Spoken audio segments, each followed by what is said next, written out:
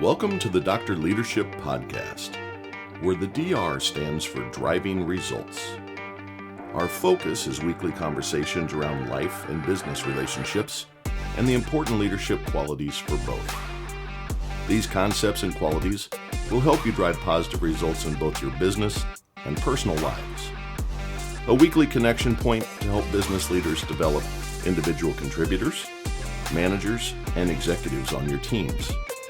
We also will tie in concepts around family focus and life lessons to help you drive success in your personal life. Welcome to the Dr. Leadership Show. Let's get after it. Hey everybody, welcome to the Dr. Leadership Podcast. The doctor is in.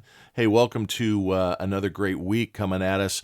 Hope you're having a great morning, afternoon, evening, whatever you are utilizing for time frame for listening to the podcast.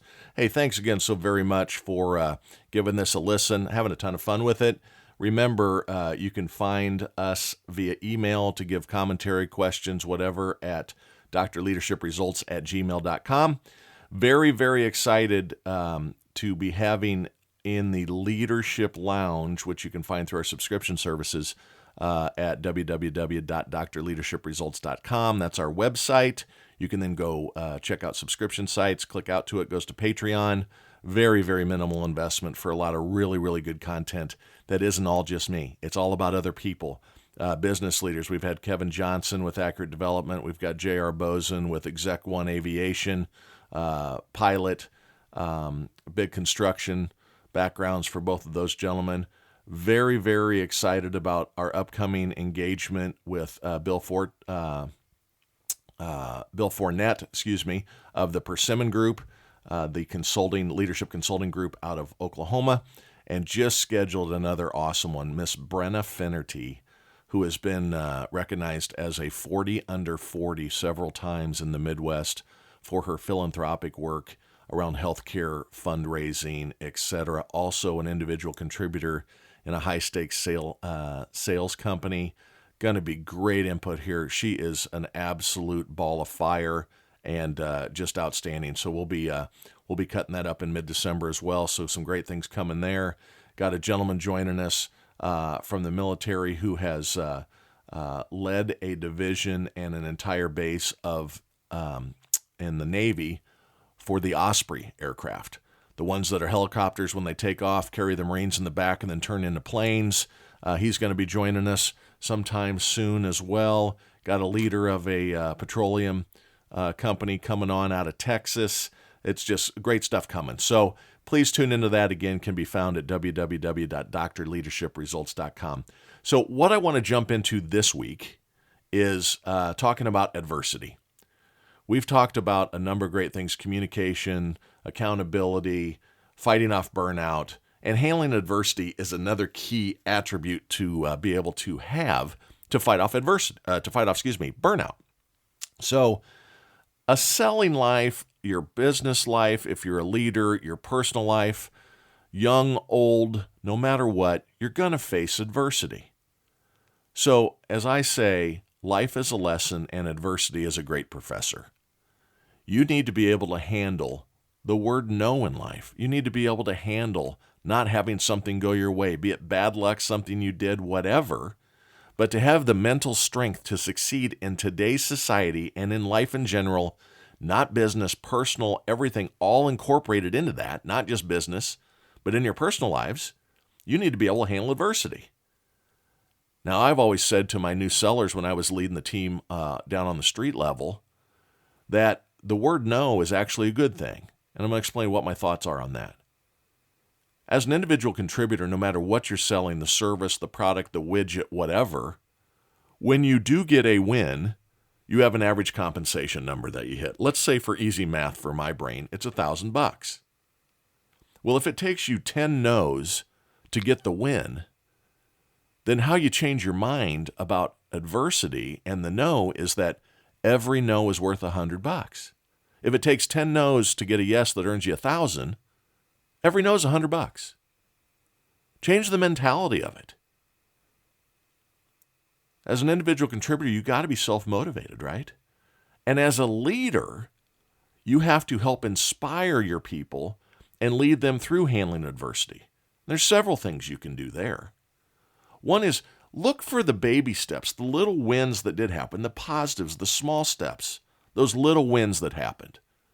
There were good things that happen in every engagement in life. Look back, and when you are devastated with the no or whatever has happened, that's something you have to handle from an adversity standpoint. Look and try to learn something from it. What were the lessons learned? Hey, I'm not going to do that again. I know that piece was solid. I'm going to repeat that, but I'm not going to do that again. As a leader, when your team loses, so in my business world every day, the 60 hours I put in on my regular job every week, we have large teams that engage because our services and what we do for people are all things around communication. Printed, electronic, digital, mobile facing, whatever. It takes a lot of specialization, a lot of brain power to pull that all together for outgoing and incoming communications. That's what we do. So when you do lose a big one that we maybe have worked on for 3 years, 18 months, our average sale cycle is 6 months, so you've got sweat equity in these things. What we do when we lose is we do a debrief internally. And as an individual contributor, you should respect that, and you should want that. So debrief internally, and then as that individual contributor and that leader, ask the customer or the prospect that you lost, I guess they aren't a customer, ask those that didn't choose you to give you time for constructive criticism. And that goes something like this. Hey, Sue, we're just so disappointed that we were not able to earn this opportunity with you today. But I'm in this for the long haul, and I'd certainly appreciate 30 minutes of your very valuable time to give me some feedback on what caused us not to be selected. If it was me, I want to hear it was me. If it's a personality conflict, uncomfortable with my approach, please tell me. I want to do better. This is how I feed my family. I need to be honed on my skills. If it was something we lacked in our value proposition, let me know. Let us know, so we don't do that again. We're biased. We think we have the right solution for you, but you evidently didn't think so. Make it a learning opportunity as an individual and as your teams. Constructive confrontation and feedback is wonderful. You have to learn from these things. You have to be able to handle adversity to move forward in life. Think about really high-end athletes and the adversity they may face. I talked before about, Major League Hall of Famers, 30% of the time, 40% of the time, maybe 50% of the time are successful at what they do. The other 60% of the time, they have to handle that they didn't get it done. But think of it this way on athletes. Serious injuries. So you may have a kid that doesn't have a lot of options in life except athletics, getting them into a great spot in life. Let's just say it's the NFL. They've worked their entire life. They've honed their body. They've honed their skill. Senior year, they're going to be on the draft board next year. Boom, in a millisecond, ACL gone.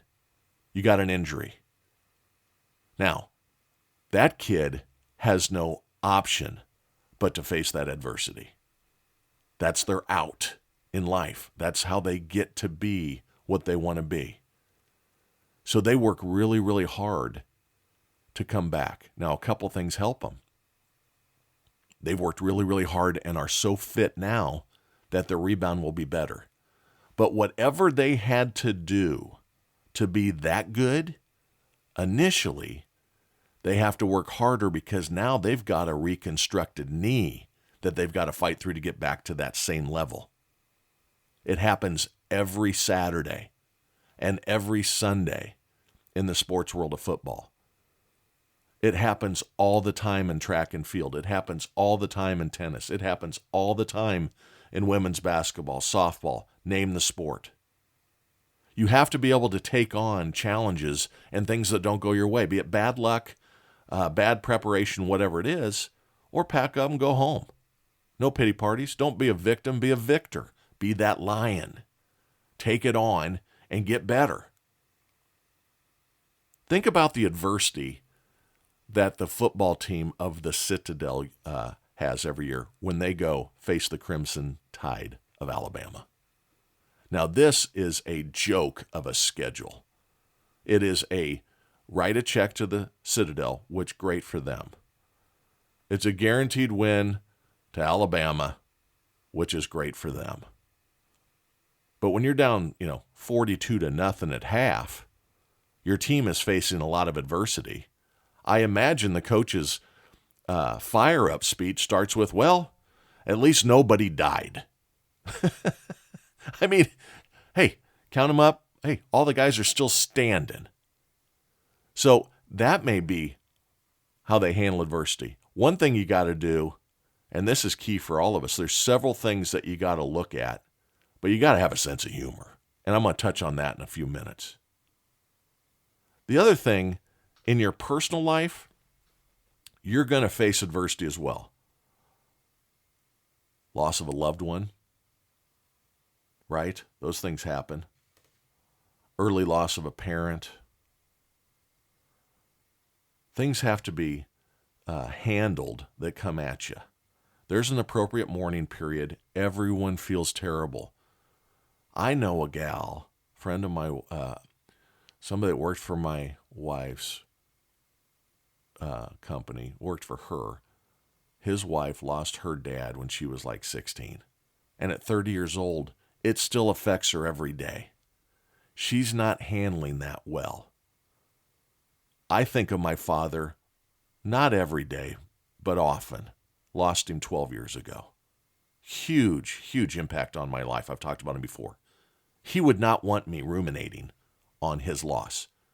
My grandmother said, when you're born, you know you're dying. That's it. You live and you die. That's it. Nothing is guaranteed in this life. I want to talk to the parents for a minute. If Susie doesn't make the cheerleading squad or the softball team, or if Billy doesn't get chosen for the all-star team in baseball, that is a good thing. Doesn't feel good then, but it's a good thing. You as a parent have to teach your kids how to handle adversity so they are ready for life when they leave the nest. Today's society is failing at preparing our young'uns for facing adversity. Nothing is for free in this world. Wins need to be earned. There's no trophy for participation in life. And we did our kids and our society a disservice. We did the village a disservice the last 25 years with parents that go to the coach and go, how come Susie isn't starting? How come Billy's not the captain of the team? You're failing as a parent. Don't do that. The coaches look, evaluate, and choose the most fitting person to be on the teams. They should anyway. If you've got a coaching issue, that's different, and all parents will be involved. Don't live vicariously through your children and want them to be the best. Do they want to be the best? They have to prove it in the way they attack it. There are no participation trophies. We are setting our kids up for failure. Don't give them everything they want. Give them everything they need and 10% of what they want. They're going to be pretty good. I look at these, it used to be as a young man, you'd go and you'd ask the girl to prom in the hallway. You'd work up your nerve for 3 days and just pray to God you didn't say something stupid. Now, in today's society, we need to make a TikTok and an Instagram, and let's have planes fly overhead and confetti come off the roof of the building from the cheerleading squad as I make a poster to ask Susie to go to prom. Are you kidding me? Go ask her in the hallway. You aren't a star. You aren't that important. That's fun, I get it, but come on, people. We have people in the last few years that if they don't get their way, think of the politics in this country, both sides, they're idiots. We don't get our way, our ball, we're going home. It's the end of democracy. It's the end of democracy from the other side, ruining the country. These people are nuts. They gotta not, if you don't get your way, you don't burn the city down. How stupid is that? You have to be able to handle adversity in this world. Use it as a developmental opportunity, right? Learn something from it. There are winners and losers in all things. Sports, jobs, winning has to be earned, as I said before. Don't be a victim, be a victor, be a lion. God darn it. Pull on your bootstraps and let's get after it. Learn something from it. There's really like 8 or 9 things that I think are important on handling adversity. I already said have a sense of humor, and I'm going to touch on something here about that right now. This story is true, and the one I'm going to finish with is true too. Swear to God. So I'm a sales rep in 1991. I have my Chevy Astro van, and I'm going to deliver some equipment to a packing house. It's where live pigs go in and pork chops come out. For all of you that go to the grocery store, I may not realize it, there's a messy job that needs to be done for all that to show up at the meat counter. Tasty. Everybody loves bacon. So, I'm pulling up, and this building is about 5 stories, brick building. About the 3rd floor on the right side as you're facing it, coming out is a big steel tube. It's at the end of the processing line. Underneath that tube is an open-top semi-trailer. And about every 30 seconds, down the tube slides the remnants of a pig. Hooves, snout, skin. Comes sliding out, falls in the semi, heads off to other areas to be made into whatever. Livestock feed, other items that the remnants are made into. Whole pig goes in, they cut all the good stuff out, slides out, blood, guts, boom, into the trailer.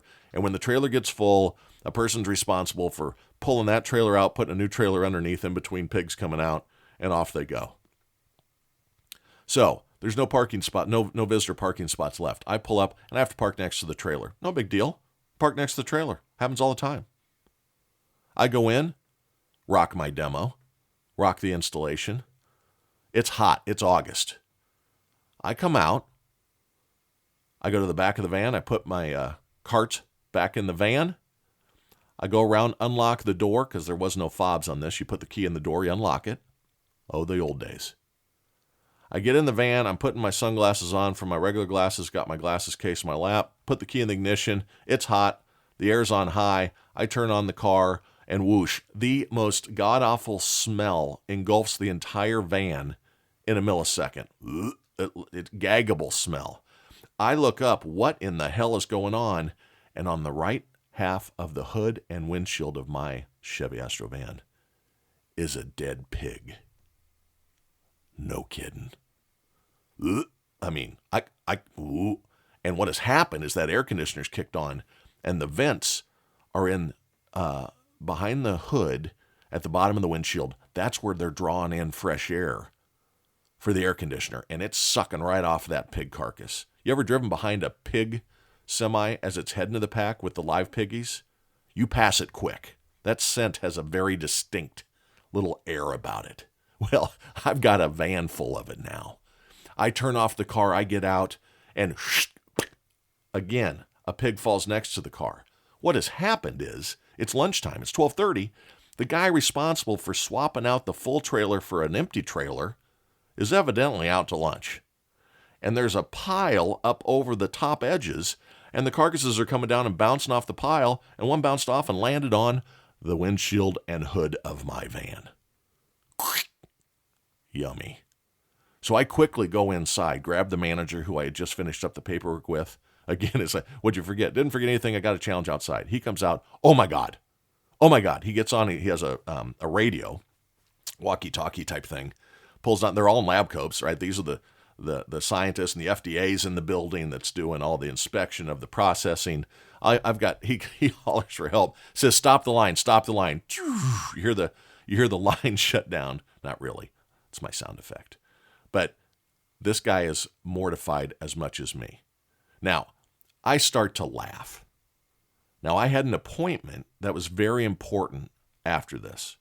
So it was about 12:30. My appointment was at 1. It's now 12:45, and I've got Porky sitting on my friggin' windshield and hood, blood running down on my tires, You can't describe it. And I start to laugh.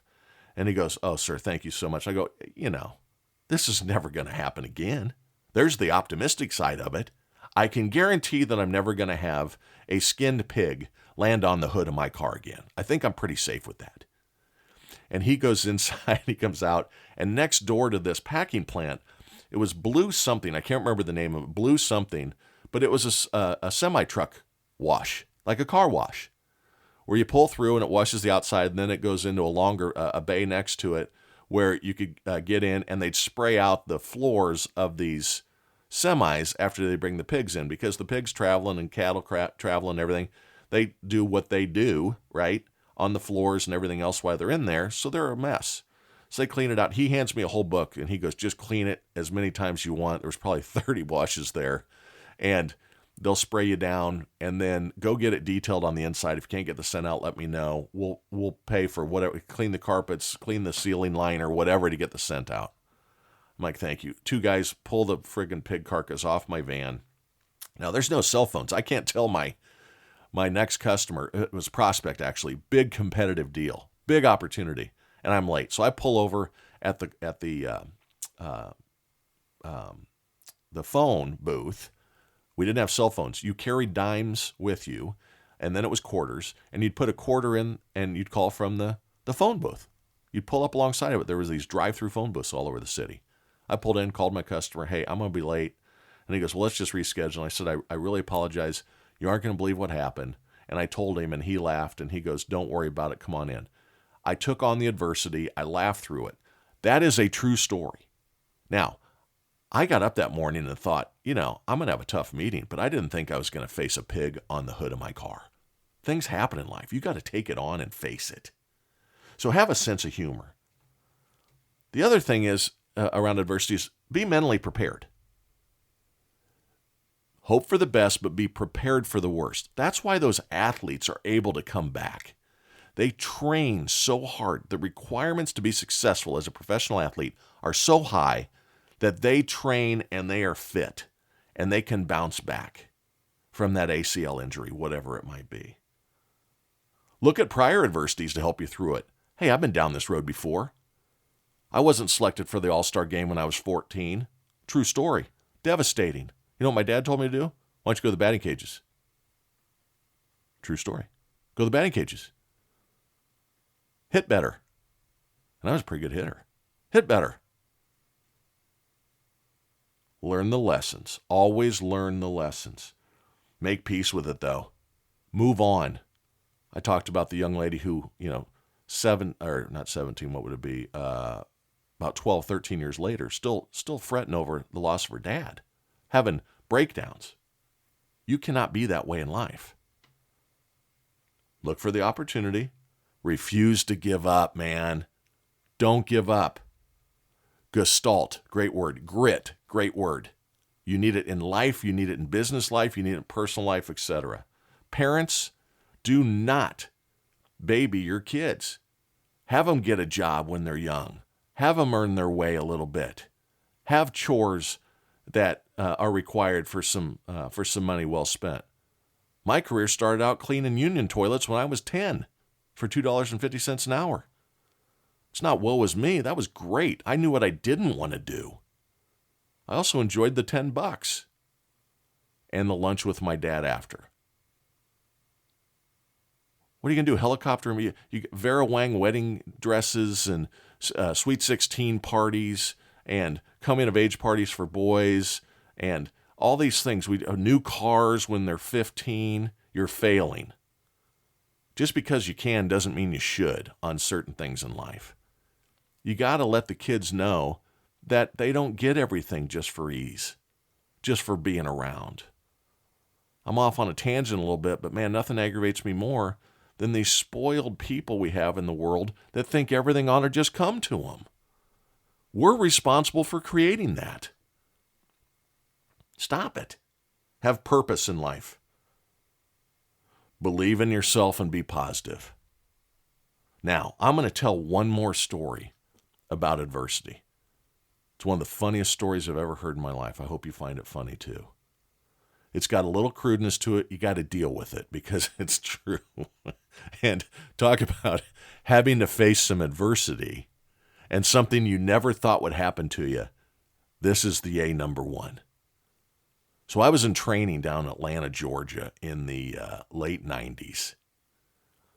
And I had befriended a good old boy from Georgia, a manager from down there. I'm a Midwest kid coming down at that point, had not made my move to the South and my move back. And we're out having a couple cold ones after dinner, night of training, and the funny stories start coming out. And he tells a story, and it's true. So there's a father taking his twin boys to baseball practice in the spring of a small town in Georgia. The father is a runner, a jogger. That's what he does for his fitness.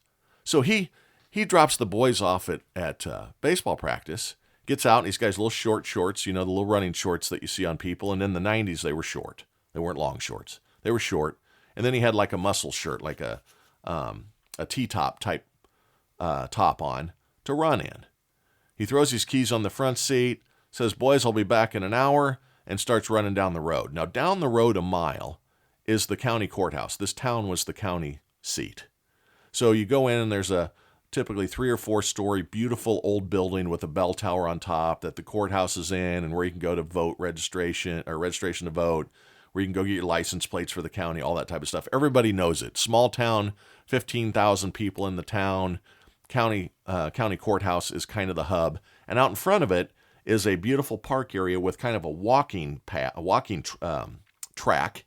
And he was running down the mile from the baseball practice, going to run around the track 5 or 6 times and run back, get his 3-4 miles in while the boys are practicing.